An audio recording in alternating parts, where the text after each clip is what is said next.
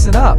We've got the scoop on India's epic moon landing that's shaking the financial cosmos. Billionaire boss Ray Dalio, the ultimate guru of investing, just dropped a bombshell about India's lunar feat. He's practically doing a moonwalk in excitement, saying this mission is like a cosmic mic drop of India's economic takeover.